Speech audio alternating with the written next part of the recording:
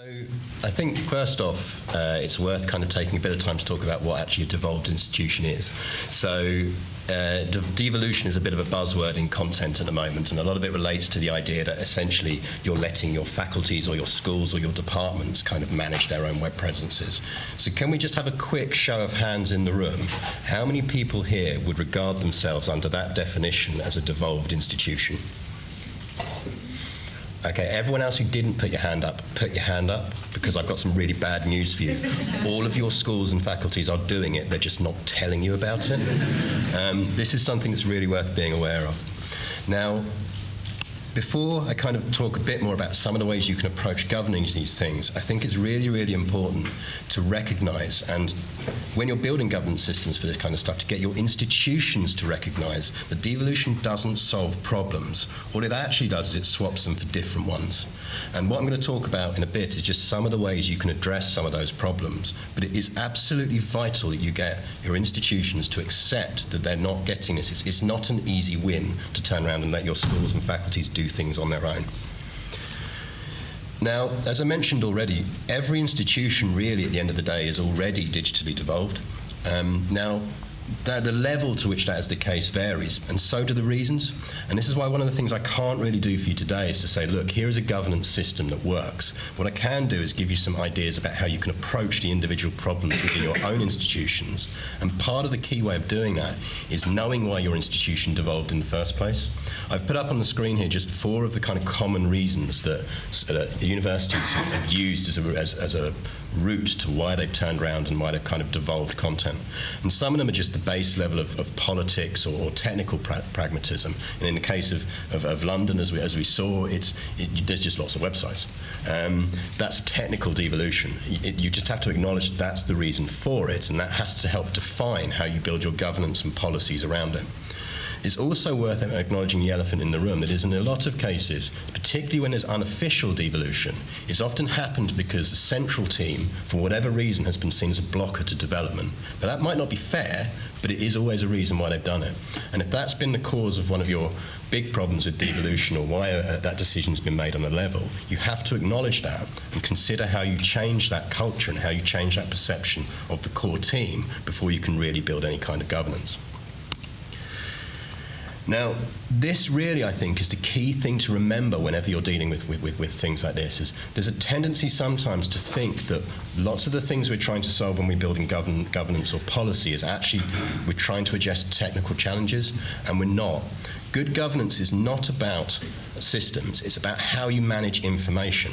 Now, that's good news in a way, because it means that people have been managing information for a lot longer than we've been managing websites. And one of the big things to do is to take inspiration from other areas where people got this right. Now, one person who definitely got this right, and in many ways is actually the father of kind of information and operational management, is this chap. Now, some of you may recognise the man and the name, some of you may not. This is Air Chief Marshal Hugh Caswell Tremenhere Dowding, known to his friends as Stuffy. Unsurprisingly, he's from the RAF. Hugh Dowding was... In 1936, Hugh Dowding was appointed to a position that no one else wanted because everyone else thought it was a thoroughly pointless job. He was put in charge of a new part of the Royal Air Force known as Fighter Command. Now, people thought this is a pointless thing to have because politics and military tactics at the time declared that bombers will always get through. You can't stop bombers from destroying bases and cities. Hugh didn't really believe in that. Hugh had been a pilot himself. This was what made Hugh unique amongst the senior management of the RAF, shockingly.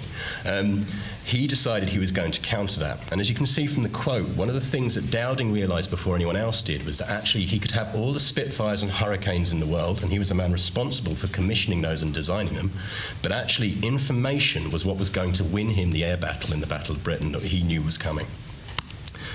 What he created was something that was called the Dowding system. Now, this is actually still used as the basis for how most air forces address the issue of defending territory today. Now, more importantly, it's actually an incredibly good digital governance basic model because it really addresses the key problems you have with information. Now, Dowding's overall and simplistic explanation of this was that strategy is global, tactics are local. So in the centre, you define your strategy and your roles. You say, this is very clearly the things we want to achieve, and these are the roles we need out there for people to do this. You then set about providing the right tools and information. Now, most importantly, he indicated that the right information doesn't mean all the information. This is one of the most common mistakes people make when they're designing governance structures and the workflows that support them, is they give people too much information. The important thing is to give the right people the right information at the right time. And then thirdly, he realised that if you'd got those first things right, actually you've got a system that's robust enough that you can let the people at a local level make decisions within that framework, and it will work. And if it doesn't work, they will fail in a graceful way that will allow you, that will not critically harm you under the system and you're trying to manage. And when they would succeed, it will actually allow you to take that, what they do, and turn it into best practice. Now, this image on this, by the way, is actually one of my favourite images ever. This was put in a magazine in 1942, just after the Battle of Britain had been won. And it was the image they used to describe the Dowding system. And you can see actually quite clearly, and you can probably, with a bit of imagination, visualise how you can relate that to, say, faculties and digital properties. One of the things that's clearly missing from that image, though, is the thing that he knew he needed as a tool. And you'll notice there are no radar towers anywhere in that picture. Now, this is because even at that point in the war, whilst he was quite happy to tell people how he'd won the battle, he didn't really want the Germans knowing how he'd won the battle. So we've talked through these various points already, but just to build a bit more information into them. The overall approach to controlling strategy and roles centrally depends on the idea that you should have clear and simple policies.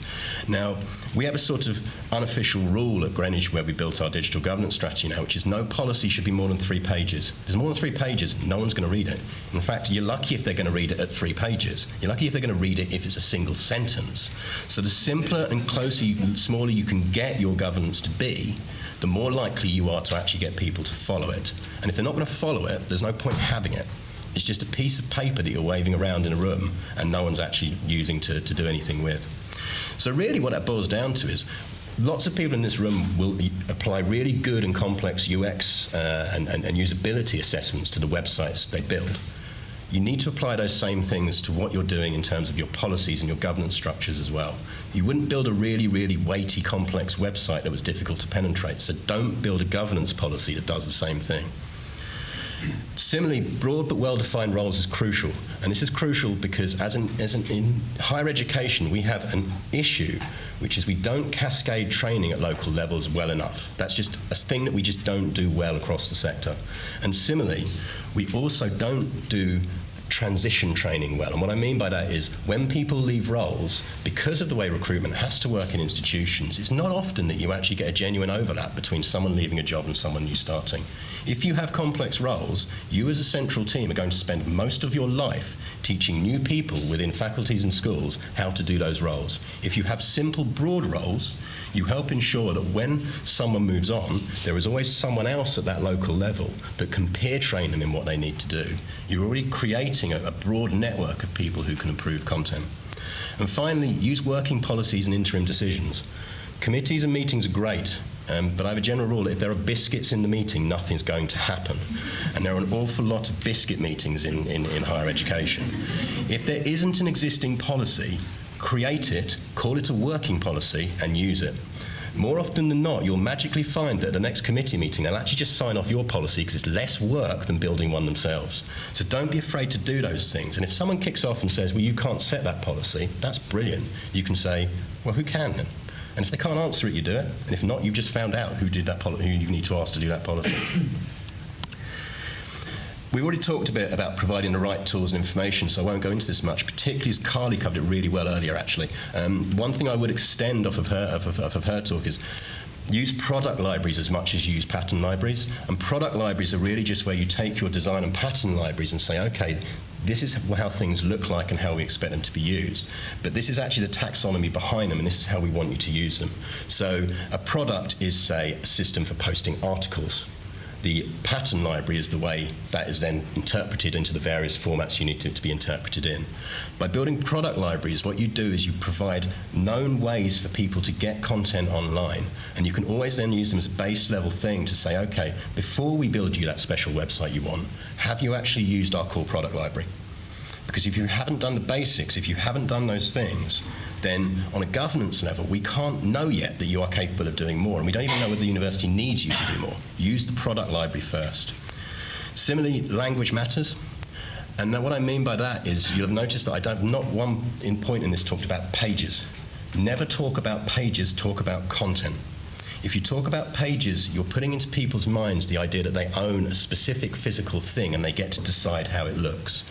And if you're genuinely trying to do a good devolve model, you don't want to be devolving outwards those concepts of letting people think that they can kind of make those decisions independently. If you change the way you refer to things over time, it changes the way people think about things. So don't design pages with your authors, build them. Then you can emphasize that you're using your products and your pattern library to do what you need to do. And finally, train less but design better tools. Again, apply the same principles you apply to the front end of your website to the back end of your website. If you've got defined products, make the admin systems for those products consistent so that you can say, okay, you've used our article product. Brilliant. You now want to do some events. Well, now use our event products, and we're not going to train you on how to use it because the admin's actually exactly the same. So just go off and read some documentation about it. What that allows you to do is really refocus your internal training efforts, which you do need to have if you're devolving things, on your power users, on what you call your local approvers or your local digital champions. These are the people who are going to approve content and put things live. And they're the people who really, really need to understand the implications of Data Protection Act, personal information, and everything else. It really allows you to focus your one-to-one training on the people who really need it. And then beyond that, you can trust the people on the spot. Critical to that is enforcing minimum skill requirements. In whatever governance structure you're putting in, the institution has to accept that there is a base level of skill that is required to do what we do, and even to write content. Now, you can set what those are in your institution, but you have to set them and you have to stick to them. And I'll come back to this a bit later on because I've got a good example of how you deal with this when it doesn't happen. Secondly, and Andrew hit on this really nicely yesterday, evangelise and inform. A whole point of what we do and what we are there to do is to tell people why we are doing these things and why it matters. That is actually a critical part of the central team's role in any kind of devolved governance setup, because you have to be telling people why they should be doing these things, not least because people listen to ideas, they don't read policies. If you're getting your idea across as to this is why you should talk like this is why we have this governance structure, this is why we do it, you'll get through to them. If you hand them a piece of paper, you're not going to get through to them. And then finally, get out of the way. If your system's robust enough, get out of the way and let them use your products and your tools in the way that they think it should be used. If the system's designed to let them fail gracefully, the worst that's going to happen is they have a subsection of your website that doesn't look quite as good as a bunch of other bits of your website. But that's fine, because then you can point them towards the people who are doing it well and say, guys, if you want yours to be a bit better, here's what those other people are doing over there. And then you're rewarding as well as kind of pulling people along to where you want them to be. So really, kind of in summary, and I'm just going to start on the right here, is when you're looking at what to devolve content creation, devolve author creation, assuming you're training your local users to know how to approve and when an author should exist, and devolve content approval to those local authors as well. What to keep is the things that genuinely matter. You know, you can devolve the stuff that requires subject or organisational expertise, and actually you should, because these are your clients in this regard know this stuff better than you do. But keep the system and information architecture, the design, brand and layout, and the content and user policy, because that requires digital expertise, and that's what people in this room are hired and employed to do. Genuinely can't emphasise this enough, don't devolve design, because within about 10 minutes of you devolving design, that's what your website is going to look like. So for the last part of this session, what I thought I'd do is just look at some kind of personas that we've encountered in terms of when you bring these governance cycles in. Now, what I should say is the bit in the speech bubble is always something that has either genuinely been said to me or to one of our central team as we bring this in. So one of the types of person you'll encounter most is the novice. And again, that's a positive thing. It's always good to enable people to edit. But again, be clear on your skill level requirements. If someone says to you, what's a browser, when you're sitting down to train them in how to put content on the web, then you don't have a training issue, the institution does. And the institution needs to address the digital literacy of that individual, their computer literacy, before you address their ability to update content on the website. And that has to be a hard and fast rule, and stick with it. Again, as I've said before, if you're building simple and consistent interfaces, you can generally accept that even novices will be able to use those things. And again, take Dowding's principle. If you can hide CMS functions that people aren't using, hide them. Because if you show people too many options, you're going to scare them off. Doesn't matter if you turn around to them and say, oh, you can ignore that bit. You still scare them off. And finally, provide help and reassurance where it's necessary. Do have that advanced course. Do run courses about how to write good content and everything else. But the beauty of turning around and having a good, strong governance model is you've got time to do that because you're not spending half your life teaching people what a browser is. The second group of people you'll encounter is the abdicator. This is the person who will absolutely insist that things that should be on the website are done their way, but, oh no, they don't own it. They're not the person who should update it. Well, that's nice, but that means they don't get to say that. If you don't own a page, you don't get to decide whether it goes up, and you don't get to decide what's on it. You can speak to the person who does own it, and you can have an argument amongst themselves, but they don't own it, they don't get it up. And actually what that really, really means is in a lot of cases when you're rolling these models out, you're dealing with pages where there has been no ownership assigned before. And frankly, when it comes down to that, playground rules are the way to go. Who touched it last? If you touched it last, you own it, unless you can convince me that someone else should do, and that person agrees. The best fun you can ever have is just basically to find two people who are abdicators and watch them go at each other to work out who can most make the case for not owning a page. And again, make the rules very clear. Ownership brings with it responsibility. If you own that page and you are the person who is approving it, and something goes live that damages the reputation of the university or is legally bad, then that's the responsibility of the person who approved it. We trained them, we wrote the governance, but they took on that responsibility when they took on that role. And if they're not happy taking on that responsibility, that's absolutely fine. And that's, again, a faculty or a school issue that they need to address before they can have more content on the website. The best way you can describe that, by the way, if you ever need a single line, when you're sitting in a meeting with someone who says, well, I kind of own it, but I'm not going to look at this stuff before I approve it, is to say, that's fine with me. So tell the university lawyers hi next time you're in there, speaking to them about a data breach, because I won't be there. And that really, really is a way that suddenly it starts to realise to people that this stuff actually does matter. The next person you'll encounter is the snowflake. This is the person who absolutely 100% agrees with your rules. They're really good. They're just not for them. This will either be someone who's coming with new work, but actually a lot of the cases, again, if you're implementing governance where you didn't have it before, it'll be people who had bespoke sites before. In those instances, you've got to pragmatically accept that they still exist. If they exist and they don't break the law, and if they're not absolutely egregious, let them keep it, freeze it and grandfather it. Say, that's fine, you can have that for now, but we're never going to update that for you. So what you need to do is start migrating now to our new product library so that when you need that site to go down, it's going to go down. And simply explain and encourage, because actually those people can be your strongest advocates sometimes when you're turning around and trying to do things. If you can get them on board, they will help you. Finally, you do have to offer a path to development, but make sure within your governance you've got very clear rules about how development works. Have a BCR process, a benefit cost ratio process. So you can come and you can ask us to do something, but here's the senior manager we're going to need you to go to tell us why it's more important that we build your research centre page than it is that we build the clearing website. And when they then have to think about things in those terms, they start to think about the priorities of the institution, not just themselves. The next person you encounter is the alarmist. This is the person who will actively dodge every single bit of training or anything else or instruction you can give them, because they know that if they can wait until something desperately needs to be done, they can then insist that you do it, not them. I won't spend too much time on this because this is a person that's very easy to deal with. You tell them that the rules are the rules, they can't have it.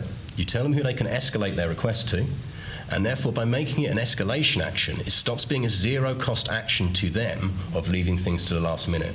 Because there is nothing that works better against an alarmist than them having to go cap in hand to their manager and ask for the central team's help to put something up. They may do it once, they definitely don't do it again. And then finally, in our personas, we have the expert. Someone genuinely said this to me, a very senior person within Greenwich genuinely said this to me on the very first day that I sat down with them to go through their website. You should probably know that I read a book about web design once. I didn't reply, actually. There were many things I thought about replying, but I didn't. But what it actually turns around and highlights is we are experts at what we do. And if you don't broadcast that we are experts at what we do, you don't do that within your institutions, you don't get the respect for being seen as the people that do what you need to do. And you can't have a governance structure, you can't enforce a governance structure if you are not seen as the experts yourselves. You deal with people like this by explaining them the wider concepts that the university operates in and why there's different reasons why they can't, why there are things you do. But you listen to them as well, and you turn around and say, look, actually, let's hear your ideas, because if some of them are good, we will take the good ones on board and we will roll them into our product library or our wider systems. So really, I just want to finish by kind of pulling on that point a bit more. This is Mike Montero, who is a very good design director, very good public speaker, very good on Twitter. He wrote a book called Design as a Job. If you've not read it, read it.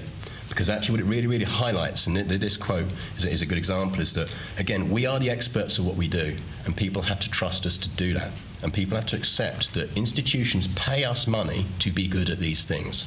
Just as they pay the lecturers good money to be good at lecturing, the researchers good money to be good at researching, they pay us to be good at digital. And don't be afraid to stand up in front of people and say that, because it's good for the institution when you do.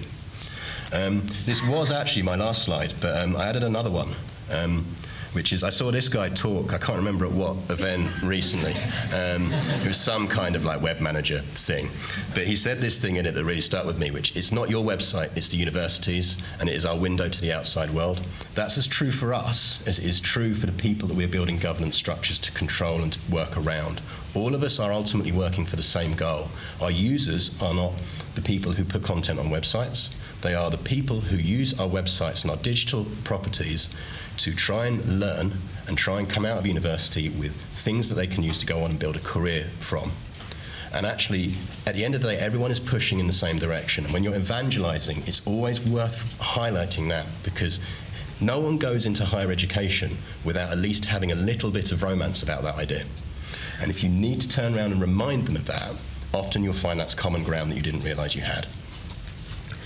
And that's really me.